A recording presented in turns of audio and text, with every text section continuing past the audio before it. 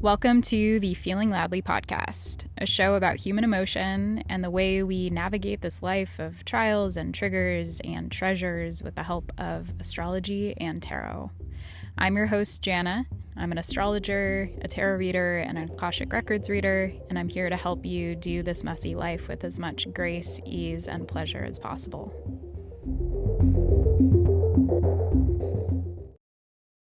Hi, friends. Welcome to day 13 of 22 Days of Tarot.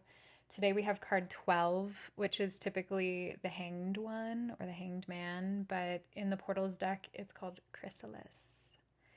And I love that so much because Hanged One is very much Chrysalis vibes when the caterpillar enters the cocoon and dissolves into goo and then emerges as a butterfly. And you think about how like metal that is, like that's the most fucking like metal process I can imagine. Like you melt into goo. And I've recently learned that the wings are actually already inside the caterpillar, I think. And so when they melt, they like the wings emerge, the wings that have been within them the whole time. And that's pretty fucking cool because my oracle card today was greatness. And there was this message coming through about the greatness that already resides within you and how getting present allows you to witness that. And often getting present means being forced to get present, like being pushed back into our seat or being halted, having our momentum halted, having our momentum slowed, or facing challenges that make it feel like we're just not progressing.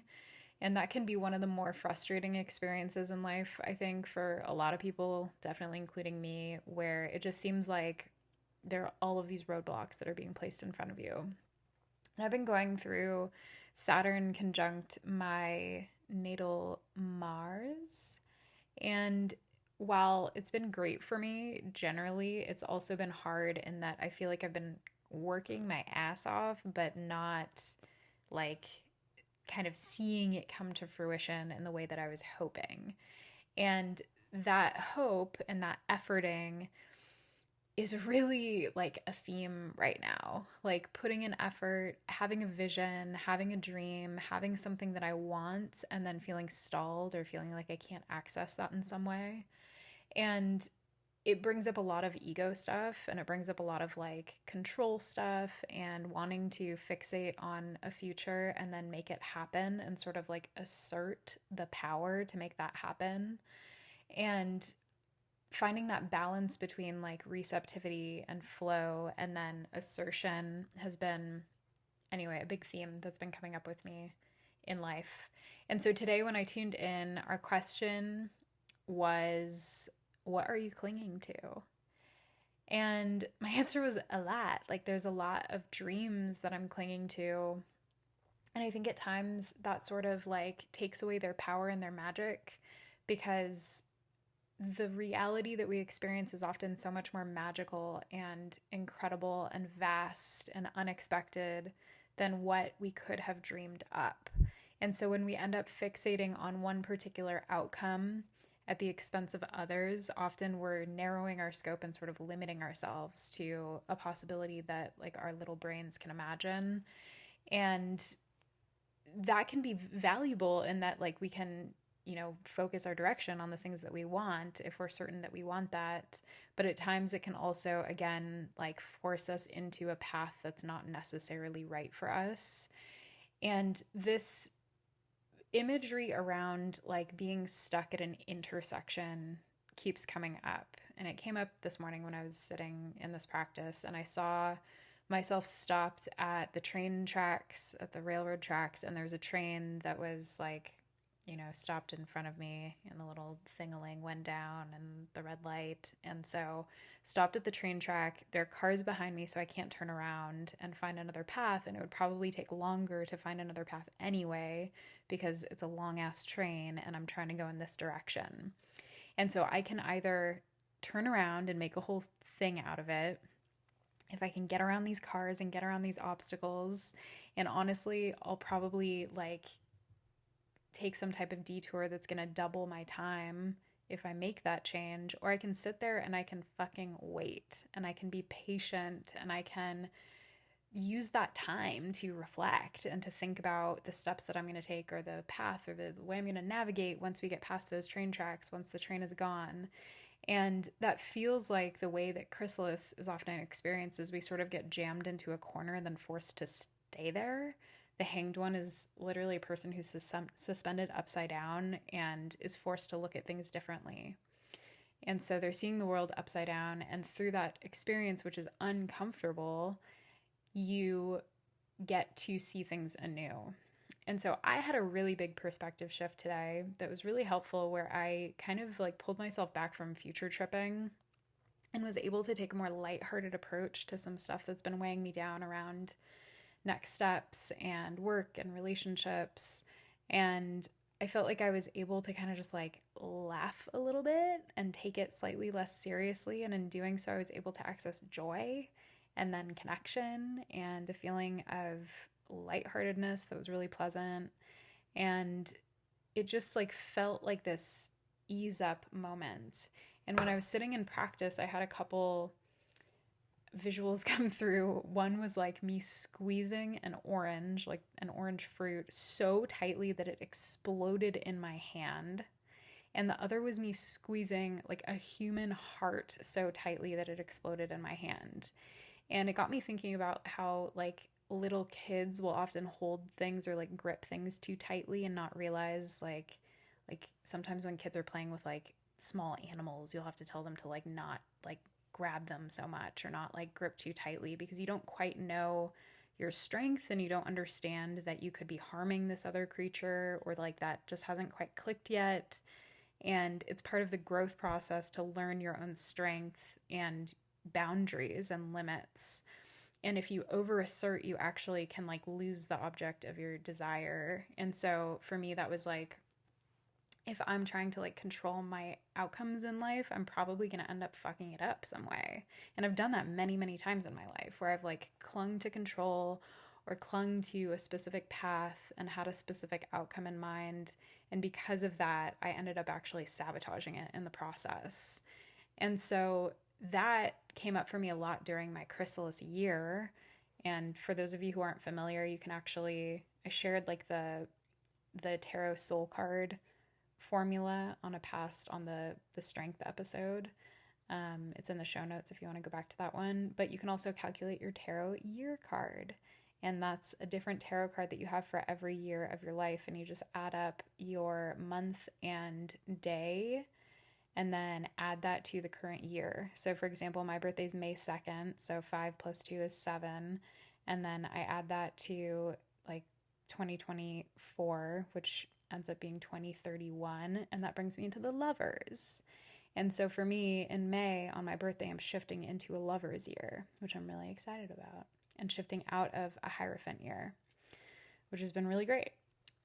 But I mention that because when I went through my chrysalis year, or my hanged one year, which was 2021 to 2022, it was tough. Like it required a lot of perspective shifts. It required me getting patient with myself, because I was trying to like make a life happen that wasn't going to happen with a person who I wasn't supposed to be with, and at a job I wasn't really supposed to be in. And I say supposed to, like, that's not great phrasing, and I don't really subscribe to that. Like, it happened as it was meant to happen, I believe. And I learned a fuck ton from it, but the experience was hard because I knew that these things weren't right for me. And I touched on that in yesterday's podcast, how I kind of repeated these lessons that like maybe I didn't have to repeat, but I chose to, and I gained a lot from the process. And that's hanged one stuff, is reflecting on prior experiences and kind of pulling out the threads of gold and appreciating them. And so some examples of how I've come to appreciate that is like that experience of being in this relationship and working in this job. Like, I gained my dog out of that. Like, my ex and I moved to Austin, Texas together, and I left Austin, Texas with Poppy. And she's my little familiar. She's my soul pup. And I would not change that for the world. I also was exposed to the culture of the South, which was really humbling and gave me a lot more compassion and understanding for like a lot of conservative culture that I was raised, my dad is like a hardcore Republican, like Tea Party vibes. And my mom was pretty conservative growing up too. So it's not like I was not familiar. I was quite familiar, but and I was like, my first vote was cast for a Republican candidate. But that shifted a lot for me in college and in my 20s afterwards. But that perspective shift of being in the South and getting to know people before like learning details about them that could potentially, if I saw them on paper, make me not want to engage with them was a really important experience for me.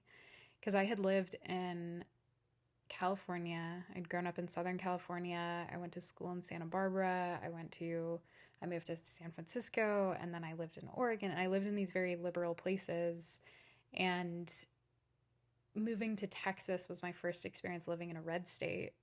And it was my first experience living, Austin is different. It's not like, it's not like the depths of Texas, but it was different for sure. And one of the reasons I actually left was because there was like a whole like gun violence situation that went down, and I got into fights with my neighbors over our Slack, and there was a guy who was like very creepy and like stalking another woman who lived at my apartment complex, and he knew where I lived, and I'd gotten in like an altercation with him, and it was just a bad situation and ended up causing me to hightail it out of Texas. But again, in the process of all of this, I learned so much about how I navigate crisis and how I navigate challenge. And I gained a lot of life knowledge, and I gained a lot of insight and, again, compassion and tolerance for perspectives that might not be mine. And are definitely not mine. And it opened me up, and it also showed me the arrogance of like California liberals who I grew up around, which is something I was already familiar with from having grown up there, but it really cemented it to me. Living around people in Texas who had a level of humility and kindness to them, and yet the like paradoxical nature of having some very, in my mind, like really fucked up perspectives on a lot of stuff. And so it was a warmth and a community vibe that I didn't experience in most of my time in California. And then from living in the South and gaining this perspective, seeing people in California in particular and on the West Coast, like bagging on Texas and making fun of Texas and Texans, making jokes about the freeze in 2021, or maybe it was, yeah, I think it was 2021, making jokes about this freeze that like killed a bunch of people, and the sort of like arrogance that showed me about people from my home state was really eye-opening. And as a leftist, I already don't like liberals very much. But it was eye-opening. And then I also had to kind of confront like my own arrogance and my own stuff around like politics and ideologies and all this shit. So all that to say, that was very much a pause moment for me. Like I was in this situation that was uncomfortable, because like my relationship was falling apart and my job was not feeling aligned, and I was just pretty exhausted and felt really disconnected, like didn't have much community there. And so I kind of had to go inside. I had to get quiet. And it was during that time that I really started like going heads down and focusing on my business and this business, and started cultivating my like psychic abilities more and my clairs and offering readings. And I enrolled in a course with my, one of my beloved teachers, Amanda Moreno, who's now a friend. And and I did like my IFS training, my internal family systems training. And so there was this focus on like so much knowledge and so much experience and so much reflection, going into myself and reflecting and having that time. And in some ways, the Hanged One is similar to the hermit, in that the hermit retreats from the world to experience some type of awakening and reconnection and self-insight, whereas the Hanged One is often like kind of forced into that position. And it's like, you've learned some stuff already, but now we really need to show you something, and you need to sit still. And you need to just be here for the process, and perhaps like flip your head upside down and see something totally new, so that you can walk away from this experience with insights that are actually rooted in truth and rooted in life experience. And so that brings me back to the greatness card. Often what we gain from those periods is a recognition of our own capabilities. And for me, that was definitely the case. Like, honestly, my death year was really what did that for me. But like my chrysalis, or my Hanged One year, was very much the prelude to me truly seeing my abilities as an astrologer, as a reader, and starting to offer more like in-depth client work and hold space for people and host events and like do these things that were really rooted in me connecting to self-trust, where I had to trust myself and I had to kind of like take the risk. And that showed me my own greatness. That showed me my own capabilities and what I had to offer. And it also taught me a lot about being a vessel for creativity and wisdom to flow through, and how keeping our vessels, keeping our bodies, keeping our spirits in good shape is what enables us to do that work in a healthy and grounded way. And that really is when I began like more witchery too. Like I started doing some spell work more seriously during that time, and actually like seeing results and being like, okay, like I've been dabbling for years, but like that's really when the rubber kind of hit the road. Is that the phrase? When the rubber meets the road. That's really when it started kicking into high gear, and I was seeing evidence very constantly of my ability to make shit happen. And it was really empowering to witness that, and really affirming, especially in a time when I was not feeling particularly confident in myself. And so it was really, again, like the prelude to confidence and to expansion. But I had to go through that contraction phase in order to experience that. I had to be pushed back into my seat.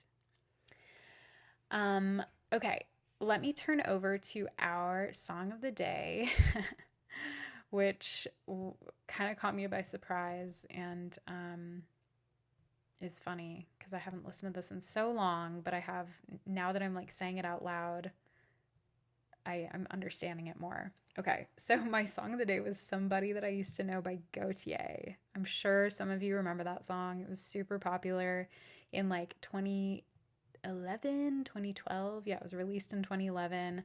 I was a senior in college, and the reason I laughed is because I later today was reflecting on college and how my senior year of college I had this shirt from a little tattoo and piercing shop called Precious Slut that was in our little college community, and you got it when you got pierced on your birthday, and they gave you the slut they gave you a slut they gave you a shirt that said Sluts R People Too. And then I wore it for our senior year undie run, where you like strip down and donate the clothes that you strip off. And how I was saying that was like my only regret in life, jokingly, that I gave away that shirt because it was so baller.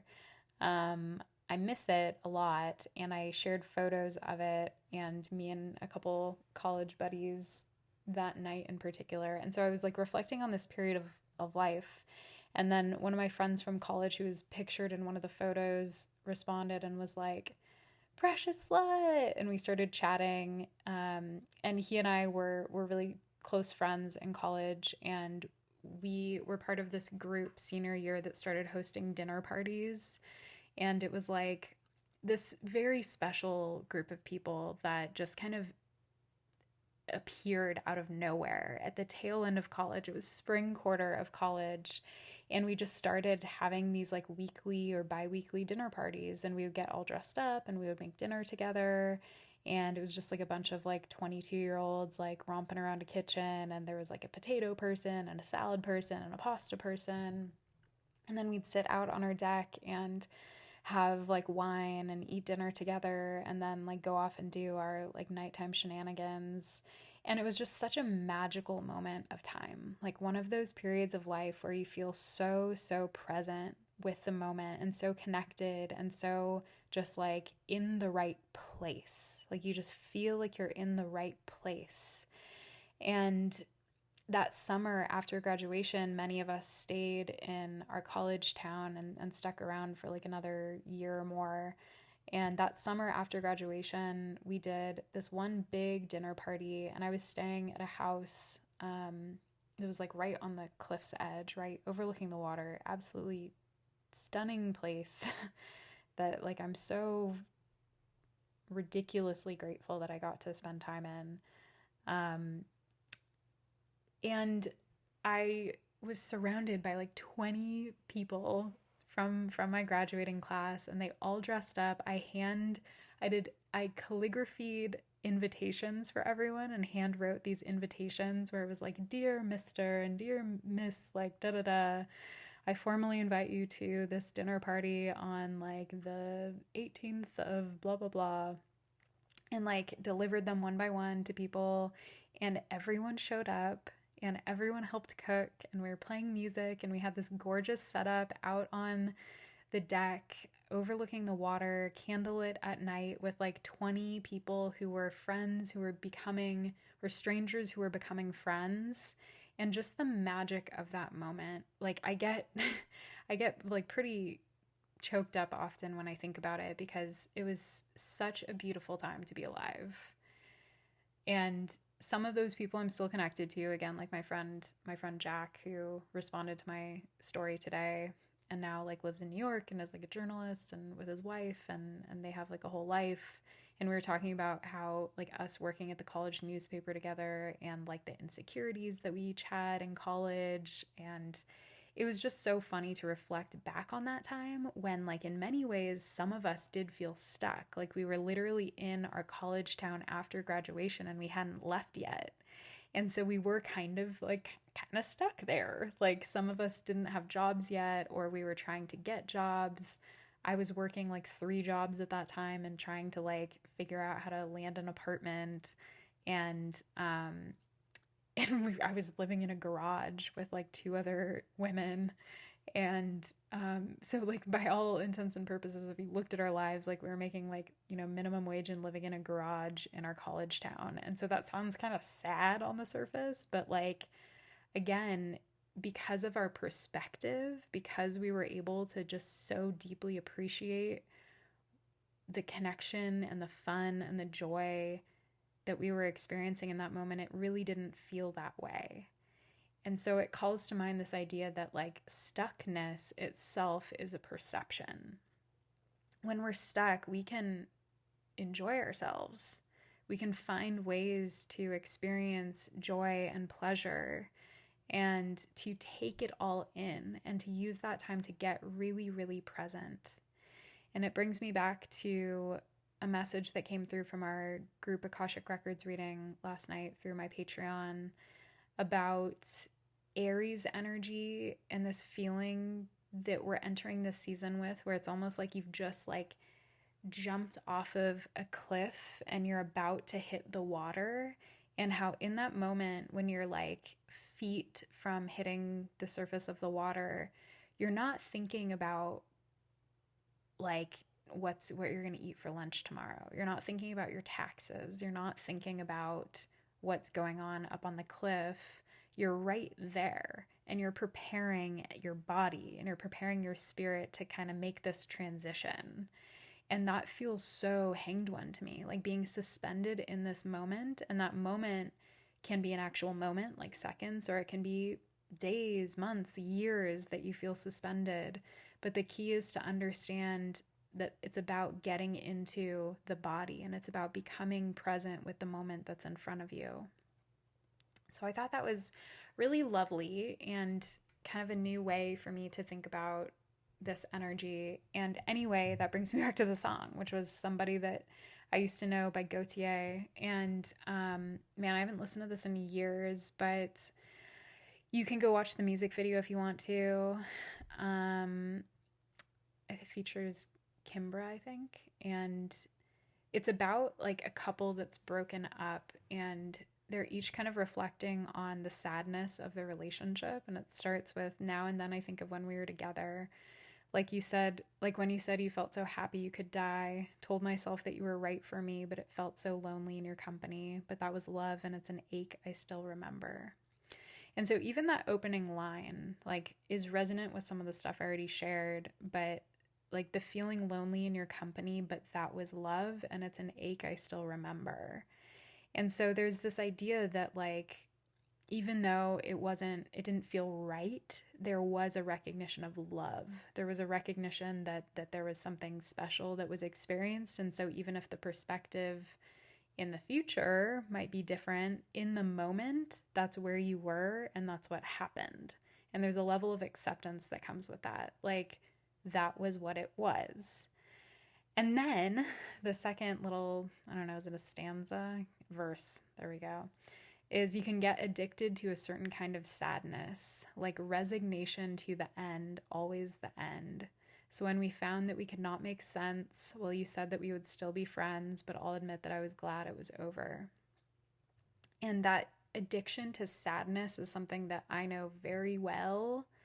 And it's something I really experienced in my hanged one year, confronting the way that I wanted to be sad and I wanted to like feel like shit because it was comfortable to feel like shit, because that meant that like I didn't have high expectations for myself. If I reached for joy, that meant that I could get let down.